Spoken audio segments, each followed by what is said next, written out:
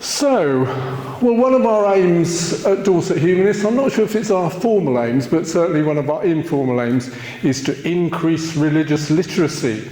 It's all very well to disagree with religion, but we should always do that from a position of knowledge and respectful engagement. And certainly I know that some of our members can run rings around Christians in terms of knowledge of the Bible. He's not here today, but Dean famously can do that. And years ago he read the Quran, and he was surprised to find out that it was the third volume in a trilogy. So he's a sort of trailblazer in that respect. But anyway, our speaker today is Megan Manson. Megan is head of campaigns at the National Secular Society. She previously worked for the Japanese government promoting cultural exchange and language learning. She's long been active in local interfaith initiatives in Kent, where she lives. The last time Megan spoke to us, I think about 3 years ago, it was about secularism, because Megan works for the National Secular Society, and it was during that event that she dropped the bombshell that, as well as being a secularist, she's also a pagan. How can that possibly be? So since then I've been wanting to get her back to tell us all about paganism. So here she is. I think we're going to have a very interesting discussion. So please give Megan a very warm welcome.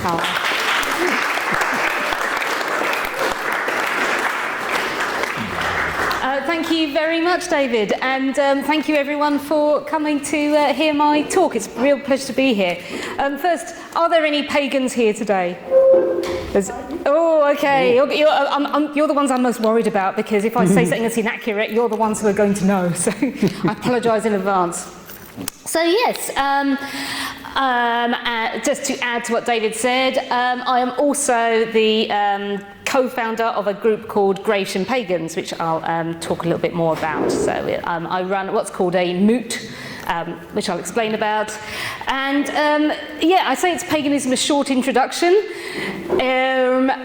I tried to make it a short introduction, but when I was running through this, like it is with a subject that you're quite passionate about, I found there were so many things to talk about. I really hope that I don't send you to sleep with everything I want to cover, but I'll try and cover as much as I can. I think with Q&A, I think it sounds like the best thing to do is to save the questions till the end. So if you do have any questions, please just note them down, note them in your mind, and then we'll come back to them at the end. So first I wanted to just talk a little about myself, my background, to give a sense of why I became a pagan. Because I wasn't originally raised a pagan, I was raised a Roman Catholic.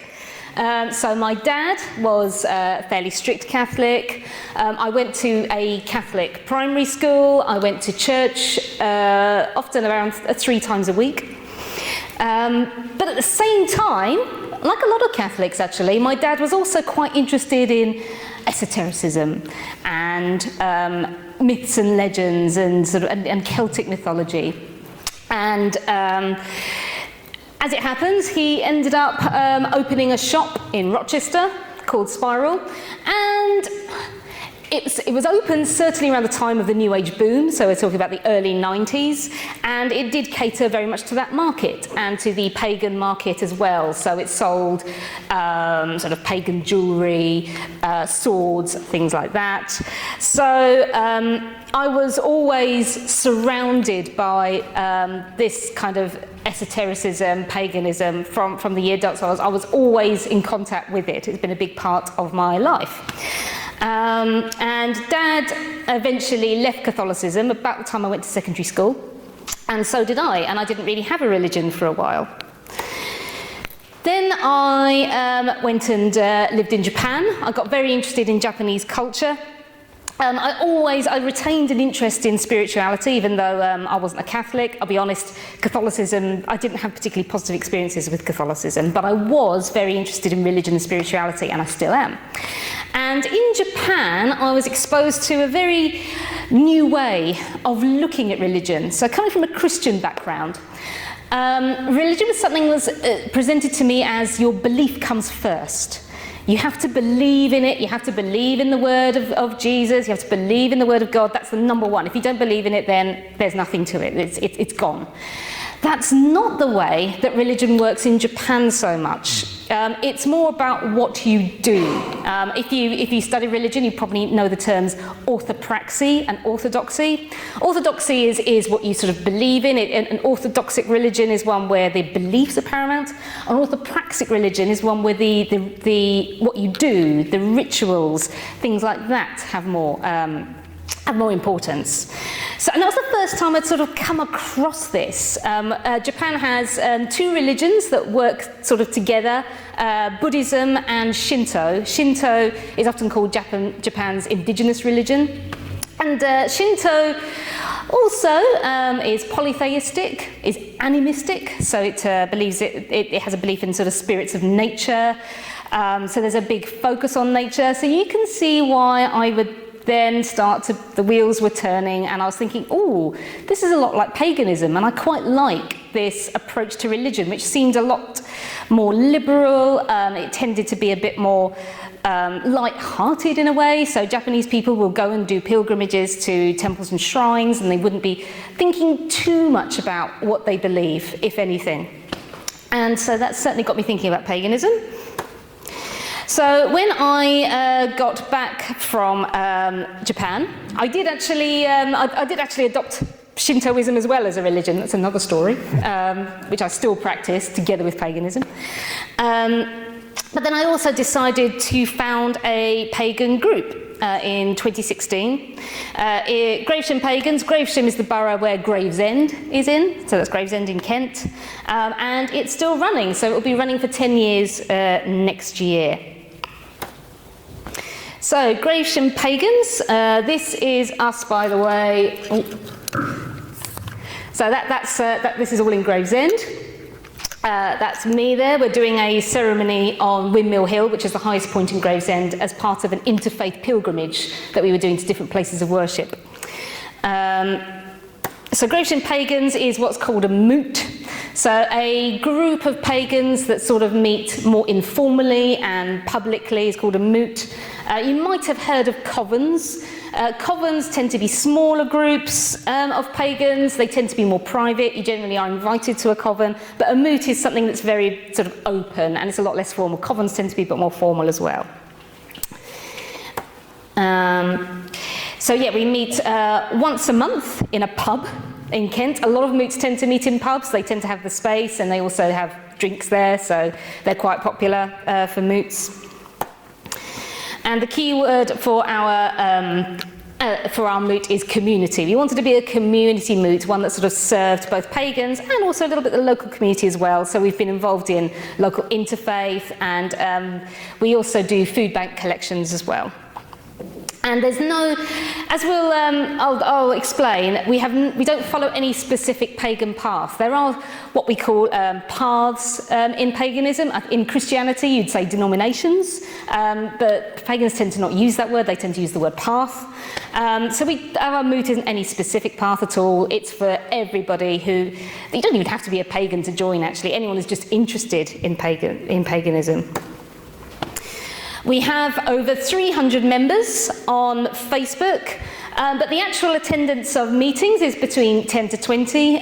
This is, I think, if you look at sort of what's happening in religions, this is becoming more typical, where there are online communities where the numbers greatly outnumber the in-person meetings. Oh, and just to let you know as well, that's Rachel there, who co-founded it with me, and that's Alex, who we will meet later. So, first I wanted to ask, when you hear the word paganism, what do you think of? Anyone? But what's the first thing that comes to your head when you hear, yes? Well, I know respect for nature. Nature? And that it's a lot older than Christianity. Nature, okay, yeah, pre-Christian. This is a good start, yes? Pagans, Druids, Stonehenge. Pagans, Druids, Stonehenge, brilliant. Yep, that's pretty much spot on, I think. But the word pagan comes from the Latin paganus, meaning, well, it means rustic, but it's a bit more derogatory than that. It's sort of like country bumpkin. But like many sort of formerly pejorative terms, modern pagans took this up. They reclaimed it as a badge of honour. So you'll often see, when we say paganism, I've sort of used a small p and a large p. So if you look at, for example, old history books, old books on Christianity, you'll often see paganism referred to very often with a small p. And that's when it's being used more as a sort of, to contrast other religions with Christianity. So, for example, Hinduism was seen as a small p pagan religion, and even Judaism was really seen as a sort of small p pagan religion, anything that basically wasn't Christian, and the followers were called the pagans. But in the modern era, and often it's used with a large p to distinguish it, it's become a more distinct religion in its own right. And sometimes it's also called neo-paganism to distinguish it from this kind of old concept of what paganism is. But generally, most people just refer to pagan. So just to give some facts and figures, there's nearly 75,000 pagans in Britain. And that's more than Jains, Baha'is, Zoroastrians, and people who identify as humanist. Allegedly. Who identify as humanists. So I'm looking at the census data here. I know, it's a bit, I know that that's a complicated picture. It's recognised as a religion by the Ministry of Justice and by the Equality Act. There's case law where a Wiccan, you've probably heard of Wiccans, but I'll explain a bit more later, but that's a subset of paganism, was discriminated against. She was sacked from her job because of her beliefs, and it was found in a 2014 case that, this invoked the protected characteristic of the Equality Act of religion and belief. So yes, it has been recognised as a religion. The charity system is very complicated on this. The Charity Commission, it's always been a bit of a sticking point as to what do they recognise as a religion or not, and they've been somewhat reluctant to recognise paganism as a religion, even though it's got 75,000 adherents. There are very, very few pagan charities registered under the Advancement of Religion as charities, and they tend to be for quite small groups. So the largest pagan group is Pagan Federation. They are not registered under the Advancement of Religion. They had to register under something else because the Charity Commission didn't like the fact that paganism is such a broad term. That's literally why it was. So, just to give a warning, there are going to be lots of generalisations in this presentation because paganism is honestly quite difficult to pin down. I think we've already heard a lot of the core aspects of paganism already. So, nature worship, this association with Stonehenge, things like that. So, what I'm going to say will not apply to every single pagan. It won't even apply to every single group of pagans. So, just to warn in advance. But then we can probably pin down some of the things most pagans have in common. So one thing, as I said, polytheism, the belief in many deities. Most pagans are polytheistic to different degrees. There are, believe it or not, polytheism in itself is quite a complex term. There's different types of polytheism. For example, the Wiccan religion, which I'll talk about, is often called duotheistic, two gods, because a lot of Wiccans believe that the many, many gods can be distilled into two, a god and a goddess. And actually, I've set up a fairly Wiccan-inspired altar here, which has got a god and a goddess figure. And as we already heard, paganism is based on pre-Christian beliefs. One thing I think I have to say now is that it is a modern religion. Paganism, as we see it, is a modern religion, but it is certainly inspired by pre-Christian religions. The fact is, we don't have a lot of data available in how pre-Christian religions were conducted. I mean, we have a little bit more for the Greeks and Romans, but really not much for the Celts. But it's certainly the case that modern pagans are very much inspired by pre-Christian traditions, and so and this can be the Greco-Roman religions, it could be the ancient Celtic religions, the Norse religions, the Egyptian religions, or it could be a mixture of all of them. And it's also, I think, fair to say that pagans do tend to borrow a fair bit from Christianity as well. There are some things that a modern pagan ritual will probably have in common with Christianity. Very often there is what's called cakes and ale, which looks very much like the Christian idea of the bread and wine. So Christianity borrowed a lot from pagans, and then modern pagans have gone and borrowed a lot from Christianity. So where it actually began is anyone's guess. As we heard, very much a nature-focused religion. I think actually this is probably the one thing that really seems to unite pagans. I've yet to meet a pagan who did not think that nature was somehow sacred, or at least special. So pagans will very often prefer to worship outside when obviously when the weather permits.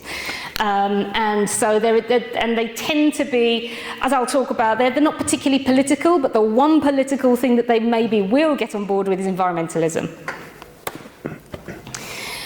So it's an individualist and syncretic belief system. What I mean by that is there's no set rules. There's no religious text. There are many texts to do with paganism, but there's no one definitive text. And it's very much encouraged that pagans read around paganism and then they draw their own conclusions. They shape this religion to fit their needs. They cherry pick. And I think there's nothing wrong with cherry picking. It's about getting the tastiest, nicest cherries, which are best for you. And I'd say that the pagans are quite happy cherry pickers. Syncretic. Does anyone know what syncretism means? Yeah. So, joining things together, really, from various parts. That's right. So a syncretic religion is one that takes different elements of other religions and mixes them together. I mean, a lot of religions were originally syncretism. Christianity you could say, is very much a syncretic religion because it was originally a sort of a Judaic religion that probably borrows elements from some of the Roman pagan cults of rebirth. So it's itself probably quite a syncretic religion. But pagans are, I think, generally consciously syncretic, and they are very actively syncretic. If they see something from other religions that they like, they will borrow it, particularly if it seems to fit in quite well with paganism. If there's like a nature element in another religion, they think, oh yes, that works, they'll take it. Oh, I said this before, so orthopraxy, not orthodoxy. Paganism is a religion more about sort of what you do than what you believe. I'd say that the doing and the actions come before any sort of real belief in anything. Although paganism is a big spectrum, and there are certainly pagans who have a very, very deep faith in their past. You know, for them it's a daily thing that they contact with spirits and deities daily. And there's other pagans who actually are more or less atheists. To them, the veneration of nature is more about the symbolism. And finally, mysticism and or magic. So I'd say that the practice of magic is very common among pagans, in some paths more than others. You don't have to practice magic to be a pagan, but an awful lot do. It's difficult to pin down again what exactly magic is. I mean, magic is ultimately about invoking the supernatural to try and influence your situation. So where prayer ends and magic begins is quite difficult to say. I would say that prayer is a form of magic. It's a form of trying to get something supernatural to intervene for you. But magic normally looks a little bit more complicated. It normally involves things. It involves more invocations. But it is very popular among pagans. I thought that this quote that I found in a book by David Barrett, who writes a lot about sort of minority religions, really summed up paganism well, and he calls it neo-paganism here. It is arguable that one of neo-paganism's greatest strengths is its diversity. Although there is sometimes rivalry and mutual criticism between different traditions and groups of neo-pagans, there is probably far more commonality between them and mutual support in face of opposition than there is between the many variations and offshoots of Christianity. And I think that's really a really good way of summing it up, that pagans do have very, very diverse beliefs which might contradict each other, but ultimately they see what they do have in common and they unite over that. So, we're talking about the paths, as I mentioned, in paganism. there's a lot here, so I think I'm only going to go through them briefly. I could go on all day about these because there's a lot. So first, the core paths. So these are the paths where, if you were to read a book on paganism, it would probably say, yeah, these are pagan paths. These are traditions, denominations of paganism. The most well-known one at the moment is probably Wicca, as I mentioned before. Wicca is essentially witchcraft turned into a religion. There are different traditions within Wicca as well. The most famous is probably Gardnerian Wicca, which was founded by Gerald Gardner, who was a member of the New Forest Coven. So there's a little bit of a local connection there. As I mentioned, it is duotheist. So yeah, it was basically what Gardner did was to bring religion into sort of witchcraft traditions. Druidry. So we already mentioned Stonehenge and the Druids. So the Druids are their own distinctive path. They tend to be influenced by Roman and Celtic traditions, and yet very much associated with Stonehenge. There was a sort of tradition of kind of secular Druids who used to go to Stonehenge. I think they still do, but there's also religious Druids as well. It's all very complicated. Heathenry. This is a catch-all term for pagans who follow the ancient Germanic religions, so the Norse religions, so Thor, Odin, Loki. Those are the deities that heathens follow. Again, there's another example of reclaiming a word, heathen. This group is getting really big, actually, heathenry. It's become very popular. Goddess movements. So, like all religions, you have to look at the climate in which they grew up in order to understand sort of where they came from.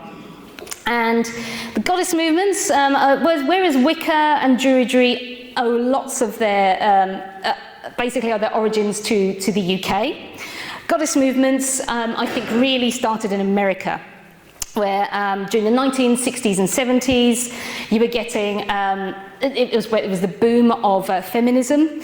And some feminists started doing what actually lots of women have been doing for centuries, which is trying to have a more female-focused religion. And so they rejected the male-dominated Abrahamic religions with the male Jesus, male God, and they were looking at the goddesses of ancient religions and trying to reclaim that. So yeah, a movement that was very big in the 60s and 70s still is fairly big today. If you go to Glastonbury, you'll know what I mean. Ceremonial magic. So this was popular in the sort of the late 19th to early 20th century. This is magic with a K, by the way. Very often in the pagan context it's spelt with a K to distinguish it from, say, stage illusions and things like that. And I think we owe one of the ceremonial magicians himself to the term magic with a K, and that's Aleister Crowley. So he's probably the most famous ceremonial magician. Ceremonial magic is never going to have mainstream appeal because it is very complicated, quite rule-bound, and it's designed to be sort of secretive as well. Reconstructivism. Now, I was talking a lot, the Reconstructivists are probably the ones who are least happy with the term pagan. They don't necessarily like the kind of liberal, syncretic, individualist approach as much. Reconstructivists aim for historical authenticity. So they will go all the way to the sources and then look at how the religion was practiced and try to do that to the letter.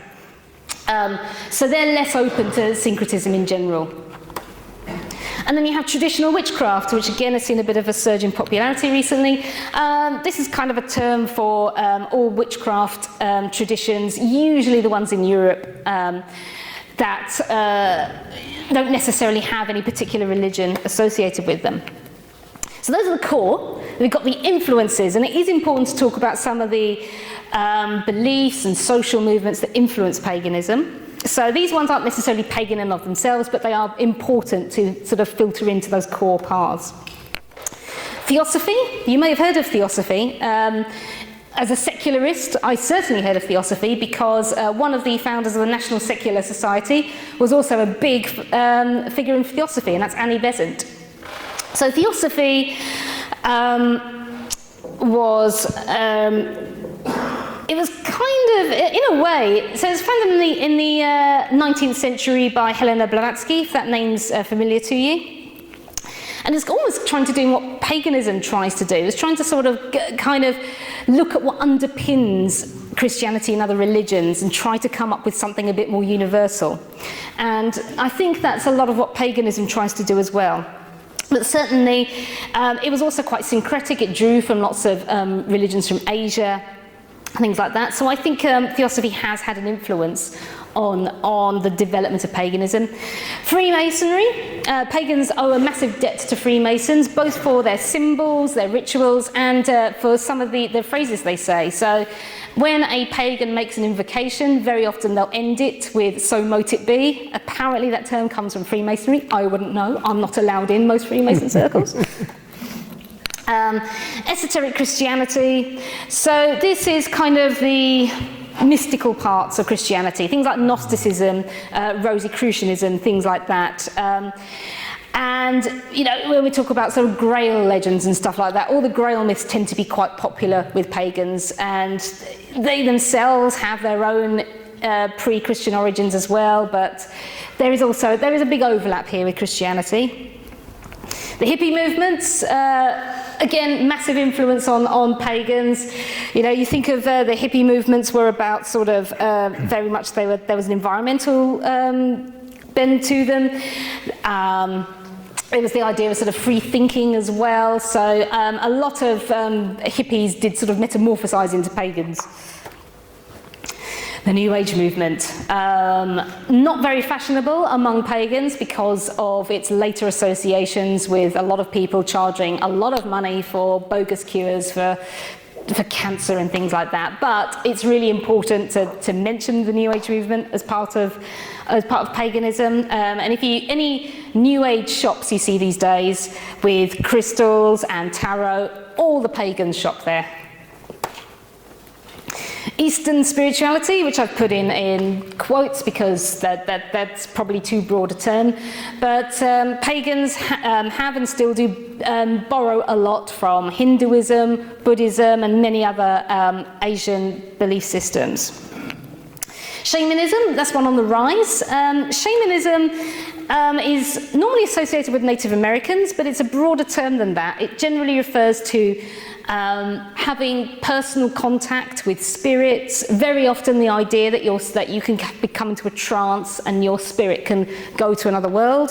There's a lot of pagans who do practice shamanism. And the fact that, particularly in the Native American tradition, there's a focus on nature, it's sort of very compatible with paganism. Kabbalah, this is the ancient Jewish mysticism. It's a very complex system. I don't know anyone who's a full-time Kabbalist, but even if they don't know it, a lot of pagans, a lot of the symbols or what they do probably has some origin in Kabbalah, so many pagans will be sort of practicing bits of Kabbalah without necessarily knowing it. And finally, another one on the rise, voodoo, and its related traditions of voodoo and Santeria. For those who don't know, voodoo is a very good example of a syncretic religion. So it is a blend of Catholicism with Afro-Caribbean pre-Christian spiritual beliefs. And again, it's because it's polytheistic, somewhat animistic, it blends quite nicely with paganism, and there is a magic and mystic tradition there. So you'll have some voodoo practitioners are happy to be within the pagan circles, some pagans borrow from the voodoo practitioners, so there's increasing interchange there. Right, like I said, there was a lot there. So now let's talk about another thing which really seems to unite pagans, is the pagan calendar, which is often called the Wheel of the Year. So there are, most pagans I've met will observe these to some degree. So the Wheel of the Year, you have two solstices. You've got the winter solstice and the summer solstice. Then you have the equinoxes, so the autumn equinox and the spring equinox. And then you have in between, which are called the cross quarter days. And so normally all 8 are celebrated. So I'll just talk a little bit about some of the features of them, because many of them will already be very familiar. So, the first we have is Imbolc, which is celebrated around February the 1st or 2nd. Does anyone know of any Christian festivals which are celebrated around this time? No? Lent's a bit later. Well, it's sort of around, like right at the beginning of February. Darwin Day.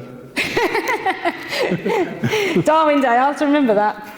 No, it's actually for Christians, this became Christianised as Candlemas, if you've heard of Candlemas, and St. Bridget's Day.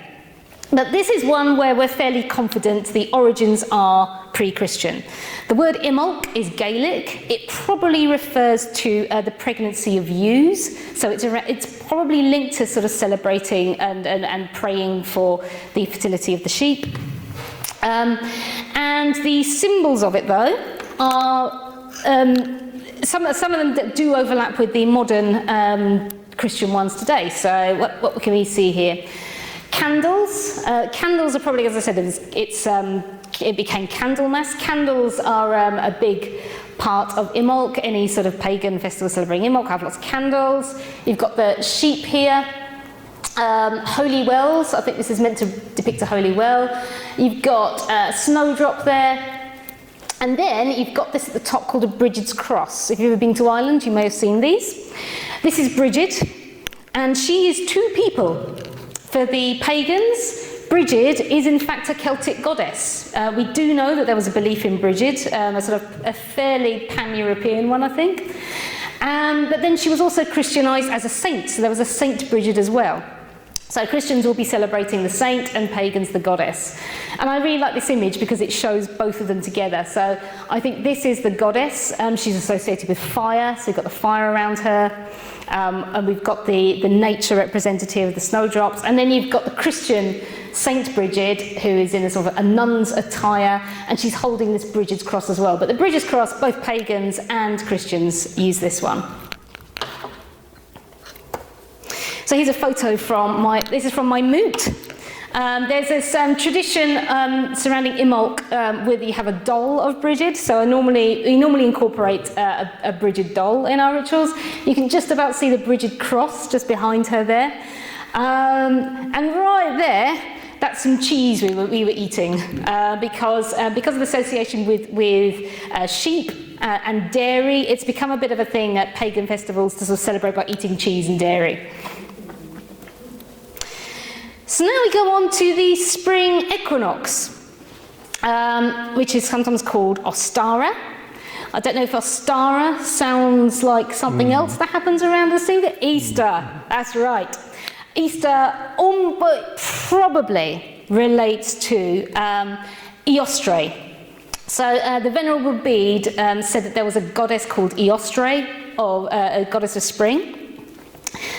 We do know there was a a Greek deity called Eos, who was the goddess of dawn. So that could be that Eos and Eostre are linked. And so the Ostara has become the pagan name for the spring equinox. And the link to Easter, obviously with Easter, it's celebrated on the first Sunday after the first full moon after the spring equinox, which is why it moves around so much. So yeah, it's basically, Easter is the Christianization of spring equinox. And the symbols for modern day pagans are very similar. We've got rabbits, daffodils, eggs, we've got the spring flowers. I quite like this image because it also symbolizes the equinox is meant to be the day when the day and night are the same length. Actually, it's not quite true scientifically that they are, but they certainly are similar. And then we've got a depiction of Eostre there as well. And that's a photo from one of our moots showing an Ostara altar. And we've got the eggs and the bunnies, of course. And when I say bunnies, very often pagans will say, oh no, they're not meant to be rabbits, they're hares. Hares, I think, are seen as a bit more magical than rabbits. May the 1st, May Day, celebrated as Beltane by pagans. Beltane is another pre-Christian Gaelic festival and associated with purification by fire. So We think that people used to drive cattle through fire to sort of purify them.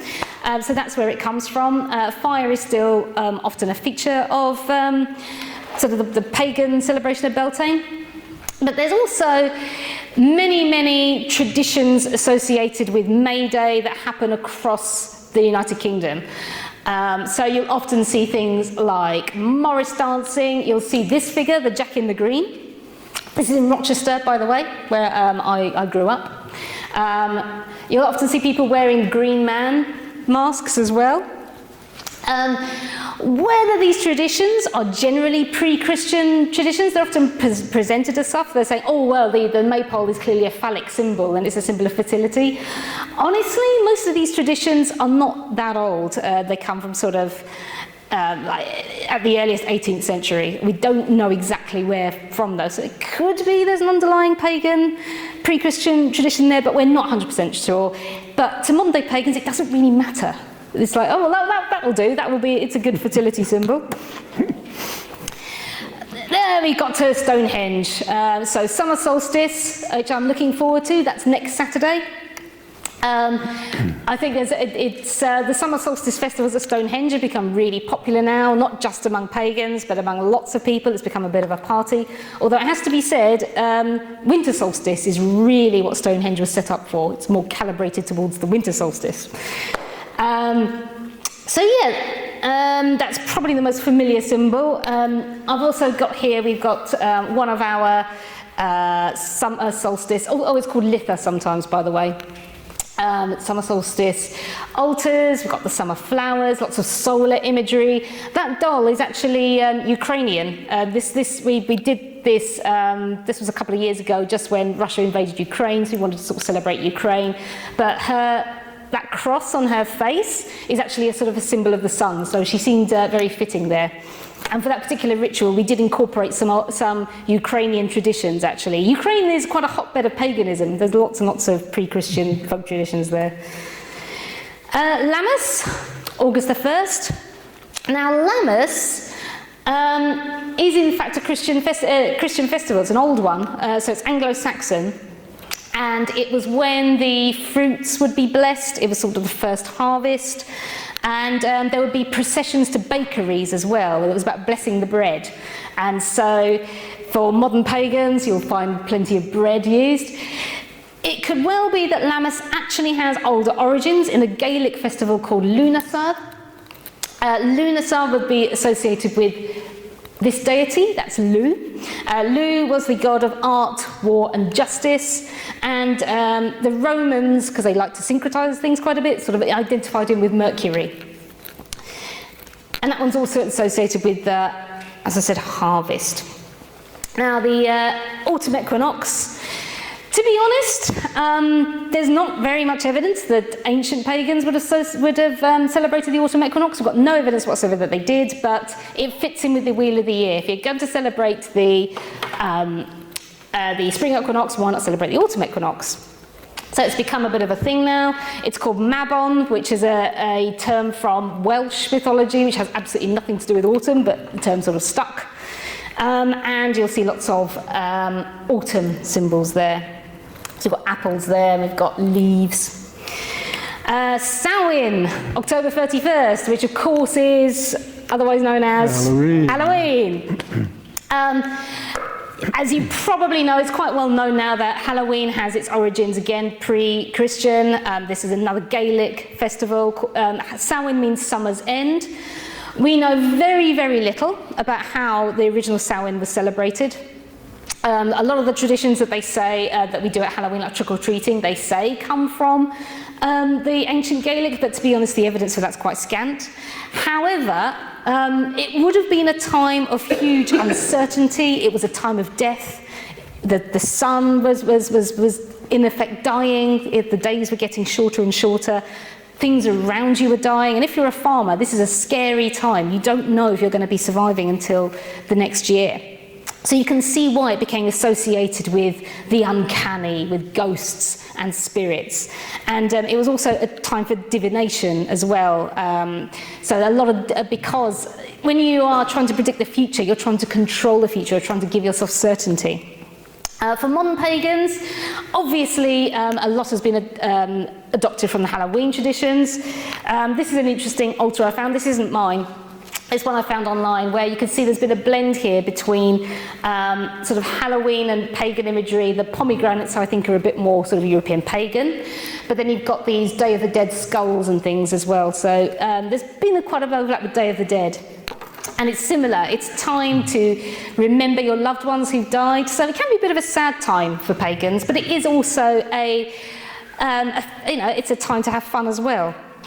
And this is the Samhain altar for Grecian pagans. They went full witchy with this one. They had a cauldron and a broom, lots of flickering candles. You get the idea. And then finally, Christmas, Yule, winter solstice, around December 20th. I think, again, everybody sort of knows that, that Christmas certainly has a very big debt to pay to pre-Christian traditions, largely Roman ones. So the celebration of Saturnalia was around this time. And that was a time of gift giving, so I think it's fair to say that there was a lot of direct borrowing there. There was also the Sol Invictus festival, celebrating the rebirth of the sun. Father Christmas is not a pagan symbol. He was a sort of a Victorian personification of winter. But certainly a lot of pagans quite like the symbol. They associate him with sort of the Holly King, who sort of rules over the winter season. Some associate him with Odin. And with Christmas trees, again, something that feels quite pagan. Again, more of a Victorian thing, but the idea of sort of bringing and decorating, bringing vegetation into your home and decorating it has some sort of pagan feelings to it. Other celebrations that pagans might observe on top of this. The full moon and the new moon are normally quite significant times. Rituals specific to those might be held. Baby blessings and naming ceremonies. I've certainly been to them, so that's almost like a christening. Hand fasting, probably the most well-known and popular. I know that hand fasting isn't exclusively pagan. I know quite a few humanists have adopted this tradition as well. Probably pre-Christian hand fasting, where your hands are bound to your spouse. So that was my and my husband's hand fasting, which we had in a lovely deconsecrated church called Dode. Croning and saging. I've never been to a croning, but I love the idea, and I've certainly read about it. This is celebrating the third part of your life. So very often pagans see that women have three stages in their life: maiden, mother, and crone. And for men, this has been translated into youth, father, and sage.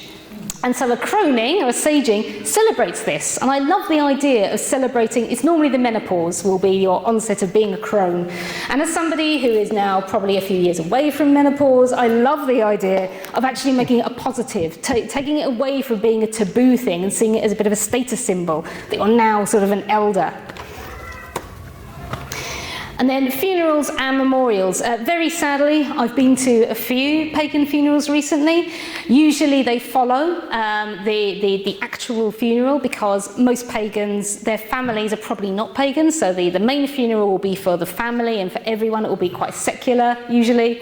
And then there will be another memorial which the pagan group holds afterwards, which is often a bit more, obviously it's a bit more pagan in tone, and very often a bit longer as well. People tend to have more time to talk and share speeches and songs and poetry. And then there'll be other dates in the specific calendar. So if you're a Roman pagan, if you're following sort of the Roman deities, you might be celebrating one of the many Roman celebrations which are in their calendar.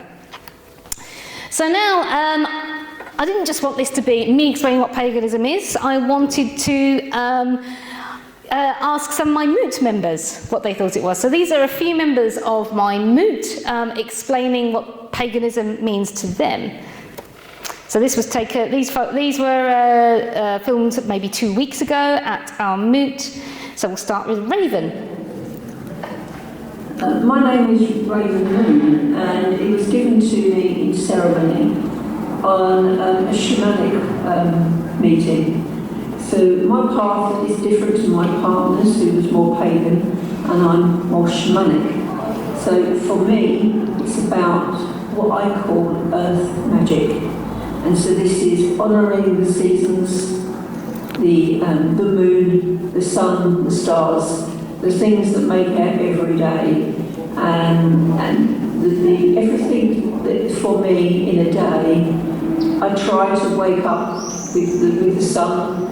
And this time of the year, when it's about 4 in the morning, I wake up, I hear the dog chorus, and I go back to bed, sleep again. And so I'm aware of the whole of the rhythm of the day. I never wear a watch, but I'm generally pretty accurate with a time check.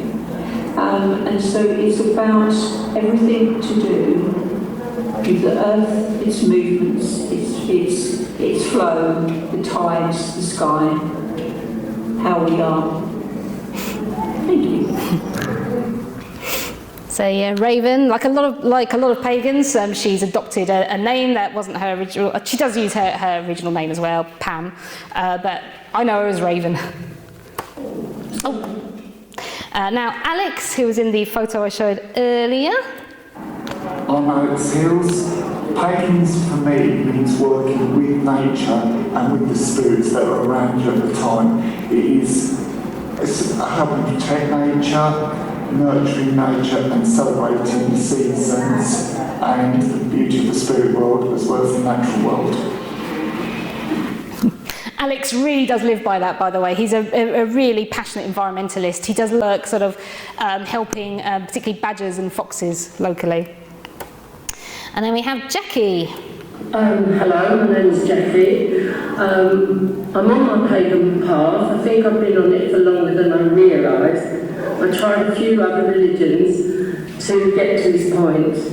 And to me it's just, I don't feel safe, I feel in good company. I know the people I'm with believe the same as I believe. You know, the trees, the elements, the animals, be nice to each other. It's such an easy path to follow, and I'm so happy I'm following it. So yeah, that's interesting that Jackie said that she had a few other religions first, and that's quite typical of pagans. A lot of them have come from one religion or several and have joined into paganism. There's not many people born into it. It's something that people typically convert to. Right, we don't have that much time left. I thought I might go over, but I did want to talk about what pagans and humanists have in common, because I think we actually have quite a lot in common. The number one thing is, I think in both cases it's a post-Christian religion or belief system. It's very much a reaction to Christianity. I'd say that many humanists and pagans, even if they weren't Christian before, they certainly have been raised in a Christian culture. So in many ways I do see pagans and humanists as being kind of two sides of the same coin, of a sort of and the ideas which have emerged kind of post-Christian. But on the other hand, they are both modern systems based on old ideas. So in both paganism and humanism, we obviously have this modern expression today that's quite distinct, but it's based on some very, very old ideas in both cases. And I think that when it comes to this idea of sort of it being post-Christian as well, it's as if a lot of the people who are more interested in the ethical side of religion may have spilled over into humanism, whereas the people who are more interested in the sort of the mysticism and the rituals spilled over into paganism. In both cases, I'd say that both humanists and pagans seem to be quite individualists. They don't like to be told how to live their life. They are somewhat resistant to organisation, I'd said, although I'd say that humanists have clearly become increasingly more organised. But from what I can tell, there's still pretty much this idea of this feeling of free thinking among humanists. No core text. As I said, there are many, many texts, plural, but there's no one core text like there are in the Abrahamic faiths. There's no single founder, but again, many prominent individuals who have been influencing influencing both humanism and paganism. related to some of the things we said already, no fixed dogma for either. Reluctance to proselytize. Neither are really proselytizing religions and beliefs. Again, I wonder if this is another reaction to Christianity, one of the reasons why people sort of went away from Christianity and went to humanism or paganism because they didn't like this aspect of them.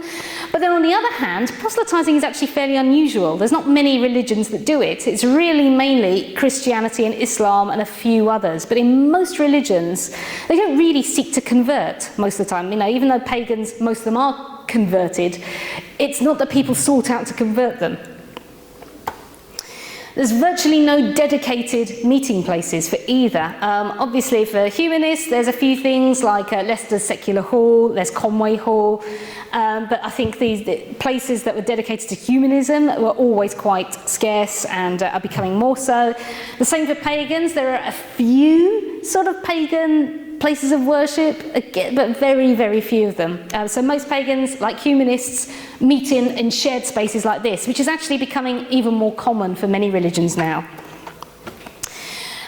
They're both predominantly white at the moment, particularly in the UK. Again, I think this is related to the fact that these are post-Christian ideas, they're reaction to Christianity, and so we're looking at sort of the European Christianity here, and people coming from that to humanism and paganism. Pagans have not attracted, even now, still haven't really attracted many minority groups, and I'm not sure exactly what the reasons are, but I think it's because many minority groups in the UK are quite rooted in their religions. There's still quite a strong adherence to the religions that they were born into, so that could be why. And also paganism is still very much focused, not entirely, but largely on European pre-Christian ideas as well. So it probably resonates a lot with white Europeans.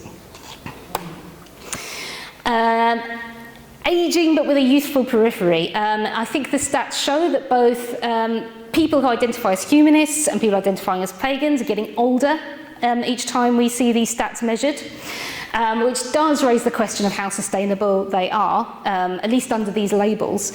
But certainly there are lots of young people who might not identify as humanists or pagans, but resonate strongly with the idea. So, you'll read everywhere that there's a growing interest in crystals and tarot among young people, although they're not necessarily identifying as pagan. And with humanism as well, I think there's loads and loads of non-religious young people out there. In fact, the stats show it, that you're far more likely to be non-religious if you're in your 20s than if you're in your 40s or 50s. So there is a youthful periphery, but they're not necessarily identifying into the group. Both paths are very LGBT friendly. Again, yet another reaction, I think, to Christianity. Many LGBT people who were raised in Christianity rightly felt very rejected by that, and so they were seeking for something else. So I think some went to humanism and some went to paganism. Again, we're talking generalisations here, and there are certainly right-wingers among both pagans and humanists, but on the whole, these tend to be politically left-leaning and progressivist in their outlook. So with pagans, as I said, not particularly political, but where they are, they tend to be environmentalist, they tend to be feminist, tend to be somewhat sceptical of capitalism.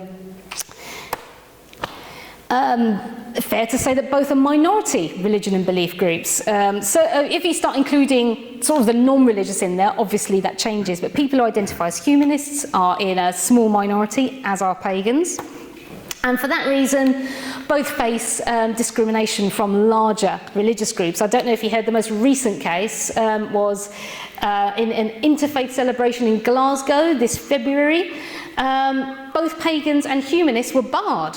So other religions were allowed to come to this ceremony, which is held in a church in Glasgow, but not the pagans and not the humanists. They were not allowed to speak. So that's something we have in common here. And then finally, where do we diverge? The most obvious, Humanists, I think it goes with the territory. You kind of have to be an atheist to be a humanist. With pagans, a little bit more complicated. You can be an atheist pagan, as I sort of mentioned before. You can believe that this is all symbolism. But on the whole, I'd say that pagans tend towards theism, and it tends to be polytheism. Humanism, by definition, is rationalist. It's grounded in the objective world, whereas in paganism, there is usually a belief in the supernatural. There is a subjective element to it. Now, I do know that humanists certainly do have concerns about the environment, but I think the focal point is usually on the human experience, whereas with pagans, it's trying to sort of see pagans as being close to nature and getting as close to nature as possible. Humanists, I think that being concerned with ethics is a foundational part of humanism. It's not to say that pagans don't care about ethics, but they're more about the experience. They're more about trying to find that transcendence and experience, and trying to tap into those parts, those feelings that you can't quite explain, that spirituality.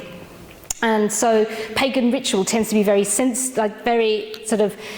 all about the senses. So that's why you have something visual like an altar. You might have something that smells nice. That's why I burned some incense before. It's all about capturing the senses. So it's about experience.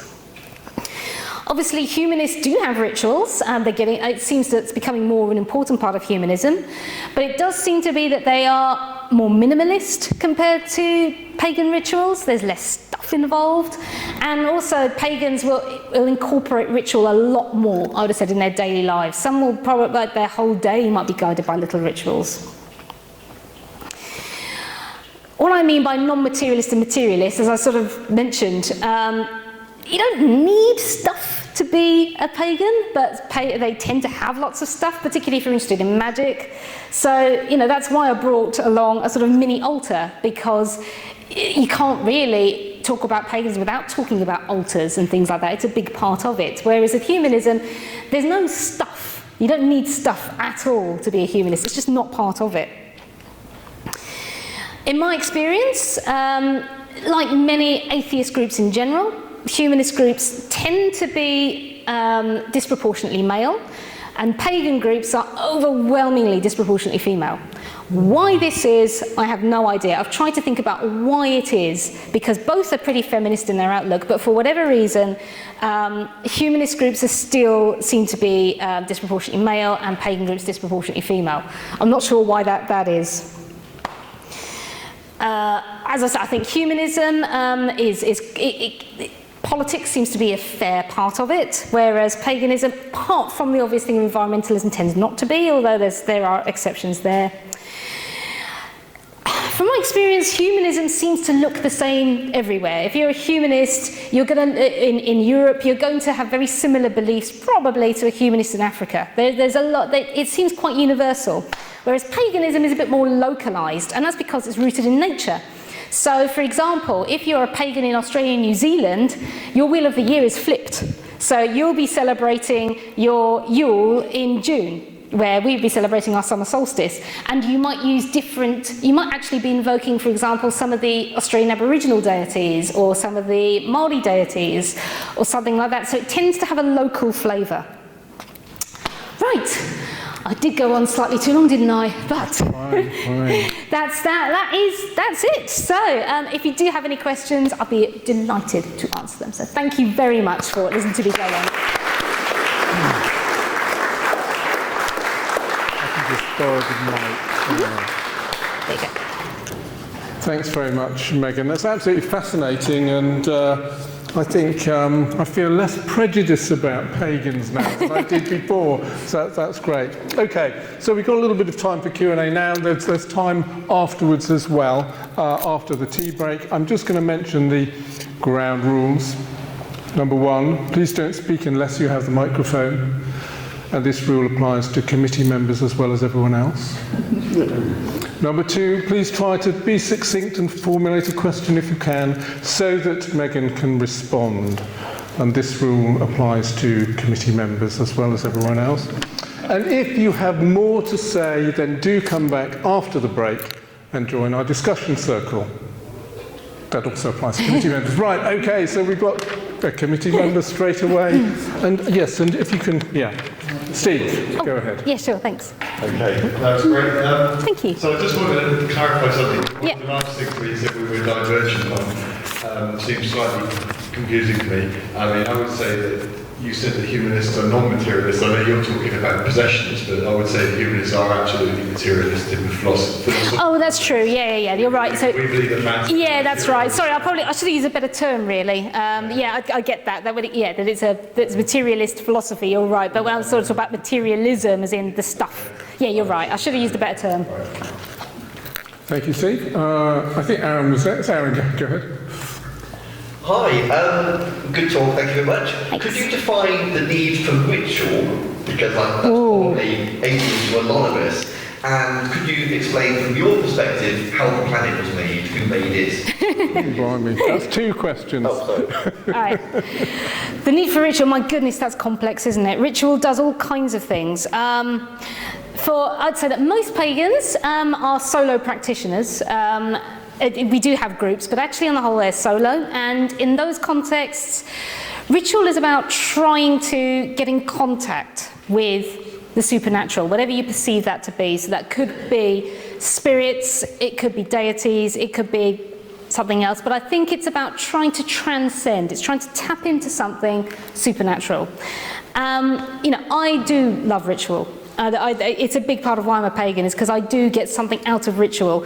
When I start a ritual and when I finish a ritual, I feel very different, and that's why I do it. I can't fully explain why, but I do feel something special happens during ritual.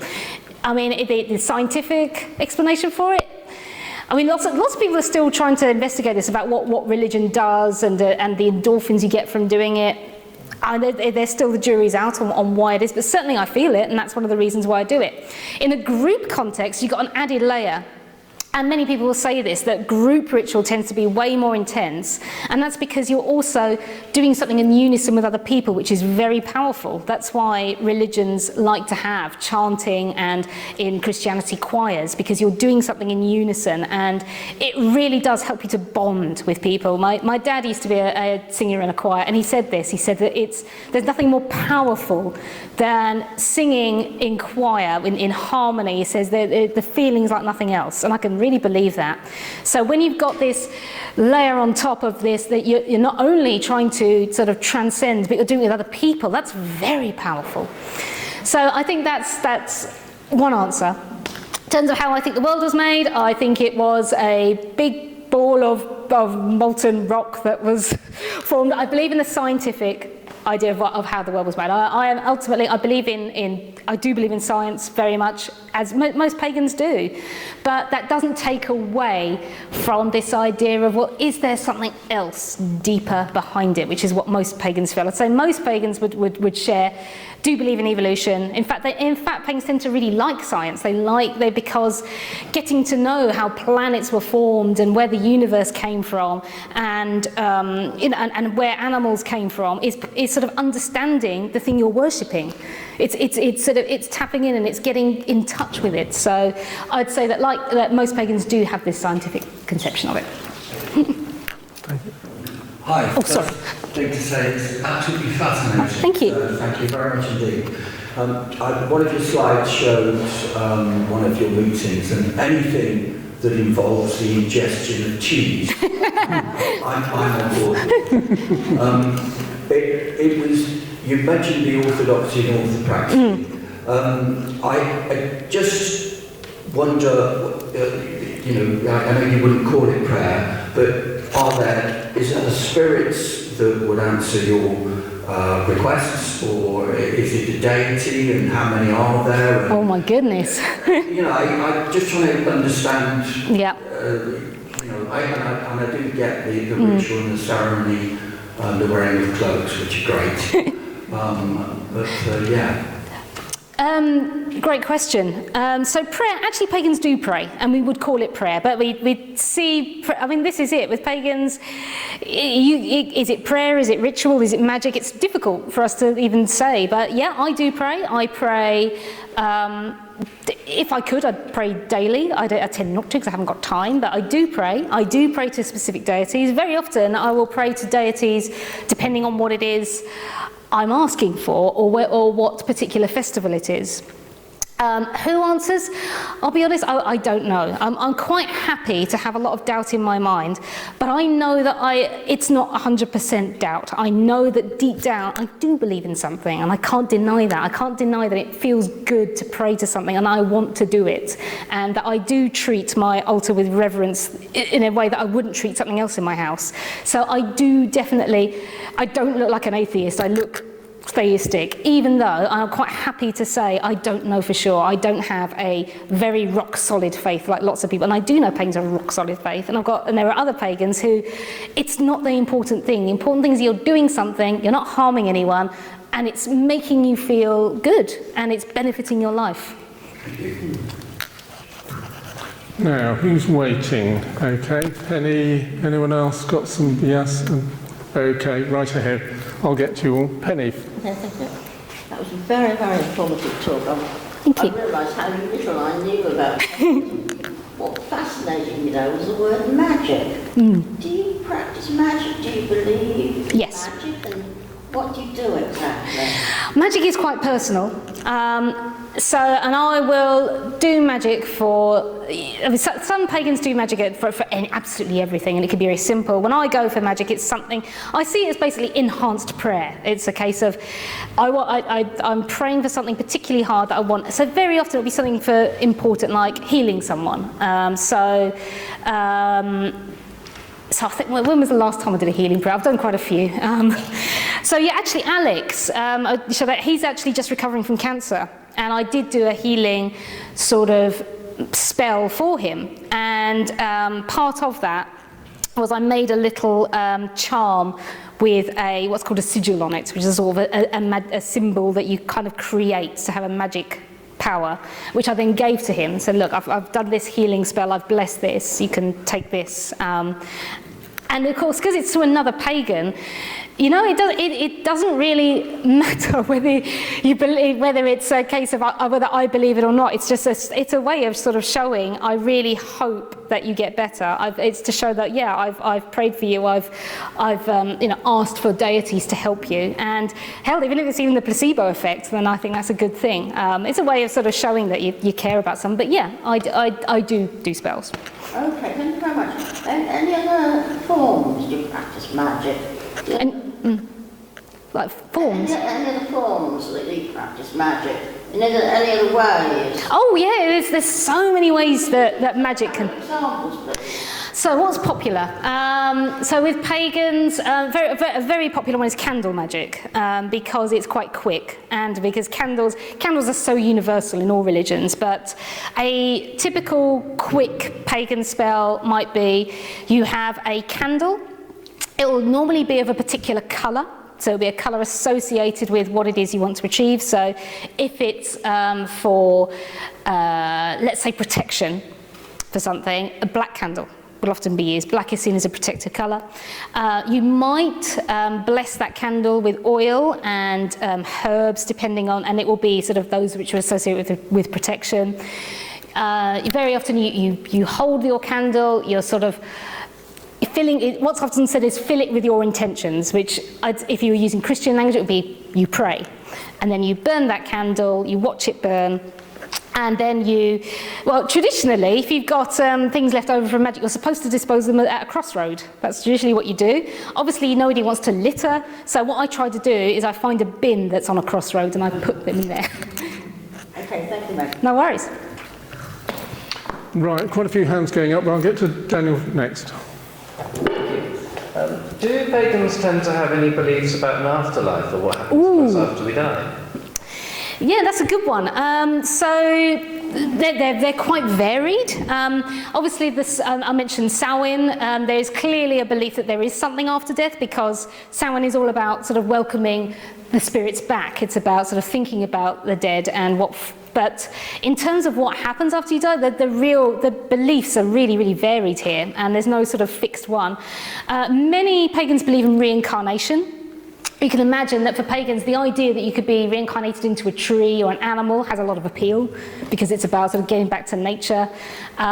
Some believe in something a bit more like heaven. There's a belief in the Summerland, for example. I don't know if you're a Norse pagan, so if you believe in the sort of the Norse religions, actually there's a euphemism for death, which is, oh, he's crossed the Rainbow Bridge. So in the Norse tradition, the Rainbow Bridge is how you got to the land of the gods, the Asgard. So there's all kinds of, so they might be based on pre-Christian ideas about an afterlife, or they might be a bit more sort of Christian focused, or it might be from like the Asian religion, so the belief in reincarnation, or something else entirely. Rehan, do you want to go next? I'm just nervous to bring this close to the speaker, so if you just speak loudly. Same question as Daniel, actually. Same question. Oh, okay. I'll go to John then. Hi. Yeah, thanks. What I find difficult to understand, I think, is you talked about following science. You know, when somebody asked how the world was created and so on, you follow science. And yet you also follow something which you described as supernatural. Yeah.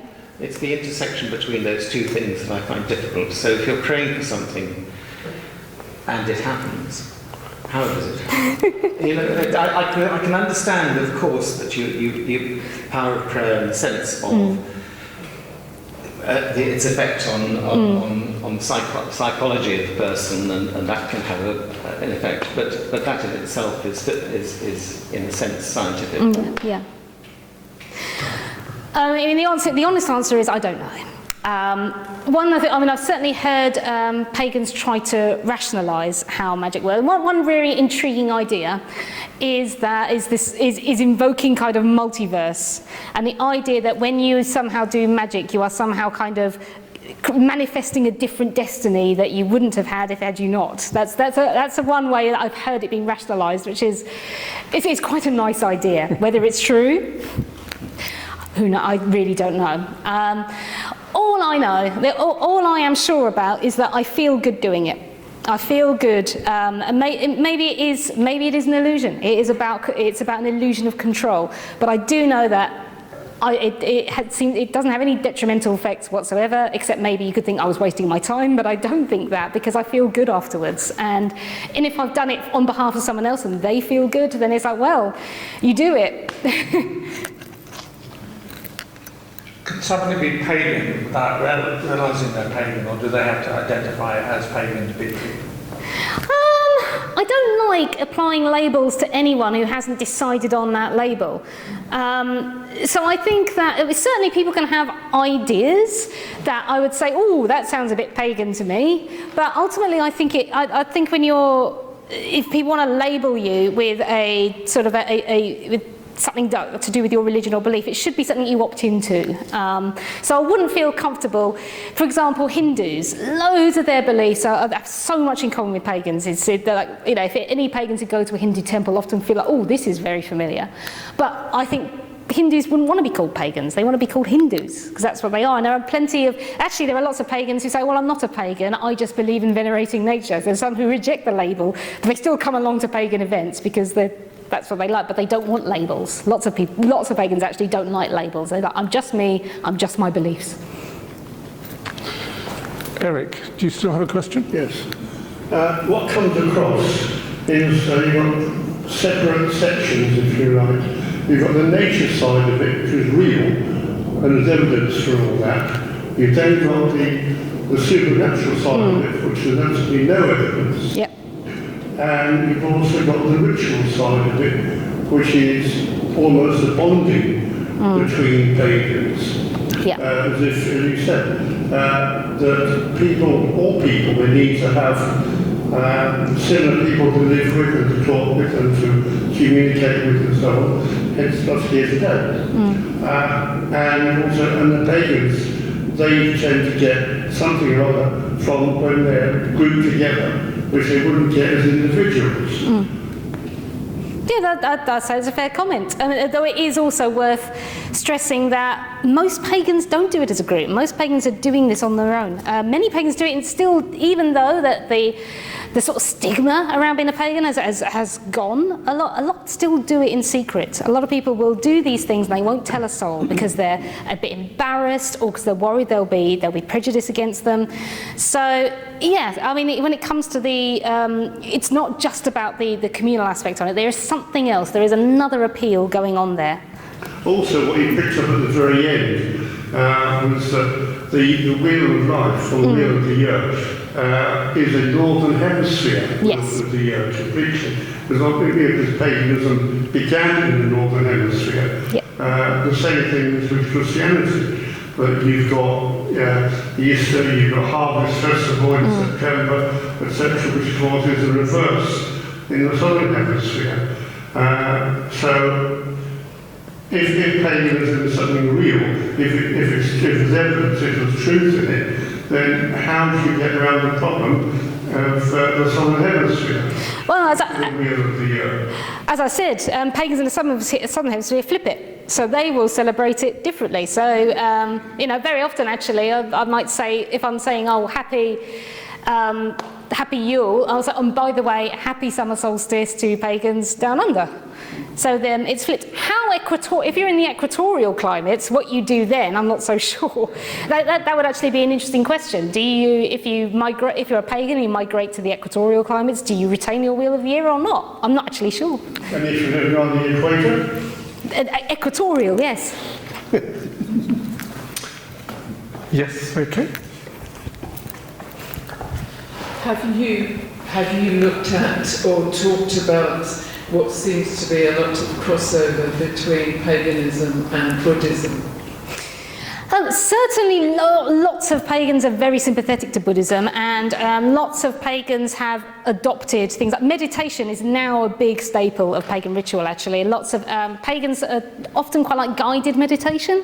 So you kind of have a narrative and you're sort of imagining what you're doing. That's very popular among pagans. So certainly pagans have taken aspects of Buddhism. I mean, with Buddhism, obviously, that's another topic entirely. It's such a diverse tradition in itself, and what we tend to see of Buddhism in the West looks quite different to how it's practiced in India and China and Japan. But yeah, and there are definitely pagans who practice both. That's the other thing, is pagans tend, will incorporate other beliefs or practice them alongside. I myself practice the Japanese religion of Shinto alongside paganism. The two are quite similar in many ways. So yes. Thank you. I didn't realise quite how pagan I am. I did wonder. You've got the look. Do you think you're more pagan as a result of the talk, or less? I just think I recognise so many of the aspects in my lifestyle, but also Anyway. Thank you. Hello. I can listen myself. That's fine. Can I ask you, do you have a ritual or prayer, special, easy, for reconnection to source of creative energy in a paganism? For creative energy? Yes. Yes. The source of creative energy. Now the Druids do. This is the point, yeah? Yeah. The really source, sun after sun, and after sun, and after sun. Do you have any ritual or prayer for this way, for reconnection to the source? I would say that the closest I've heard is the Druids chant. They believe in a concept of Awen. And Awen is like the force of creativity. Awen. A-W-E-N. Awen. Okay. And so you'll often hear, if you go to a Druid ritual, you might actually hear them chant Awen in a similar way to how in Hinduism people sort of chant Om. You know, the Om, and that's supposed to be sort of the original sound of creation. Yeah. You'll often hear that the Druids do that with Awen. Sometimes I've used Awen as well in rituals. That's probably the closest I can think of. So the song, yeah, or the meditation? Yeah, it's the name of the source. So it's the word Awen, just chanted. Only one word. And you sing in the rituals or prayers? So you can chant it a bit like, you know, with meditation you can chant Om. You'll hear people chanting Awen. Yeah. Thank you. I think as humanists we like to feel that we're above all of this ritual nonsense and that we don't do any of this because we don't believe in it. But we have humanist naming ceremonies where we try to express our intention, we want goodwill, you know, to the child, and we have humanist funerals and weddings, and these are all completely pointless ceremonies that have no real significance in the universe. And in a minute we'll conduct another pointless ceremony where we'll all bang our hands together to show our appreciation for this great talk. So I think we do enjoy some level of ritual, even if we as humanists don't believe that it has any kind of magical significance. We still enjoy these rituals, and I think we've evolved to enjoy these kinds of rituals. And do you think that we are missing out by not exploring this area of ourselves a bit more? I don't think you're missing out at all, because I think that ultimately religions and beliefs are there for you, and they're there to serve you. And it's a case of, and I know that paganism's not for everyone. You know, there are many non-religious people who don't need that. They don't need the spiritual side of it. But some of us crave it. Particularly, I do think that because I was raised in religion, that has sort of given me a bit of a need. You know, I do need that spiritual side. And it is a really strong need as well. And paganism really does fulfill that need. It really does. So ultimately that is why I'm a pagan, is because it does something. It fills a need that I have in a way that other things don't necessarily do. So if humanism fulfills whatever that need is, then yeah, you don't need anything else. You're good. We've run out of time, but Kathy, if it's brief, is it brief? Just very briefly, okay. Yeah, okay. Daniel said about customs that humanists have. I sometimes think it's important for us to say customs are almost a secular form of a ritual. And I think personally, as humanists, we do very well to develop more customs, because evolutionary societies are being drawn together by custom. Just a point. Yeah, I mean, I'm all for ritual customs. I think they're important. Although I haven't met lots of people who also reject them. I know some people who, there are some people who've actively chosen not to be humanists because actually they're not so keen on ritual. They like a no-frills approach to life. You know, why bother with tradition? Just do your own thing. You know, they feel like that tradition is a way of sort of being enslaved by the past. So ritual's not for everyone either, and that's fine. You do you. So I mean, for me, it's a really big thing. I do live my life in quite a ritualistic way. I know I have a calendar of all kinds of things which are happening. I know when the phases of the moon are, and I plan out my week accordingly. But for some people, they don't need that, you know? So I think there's always going to be a space for people who want ritual, and there's always going to be a space for people who don't. Megan, it's been fantastic. Please give Megan another big round of applause. Thank you.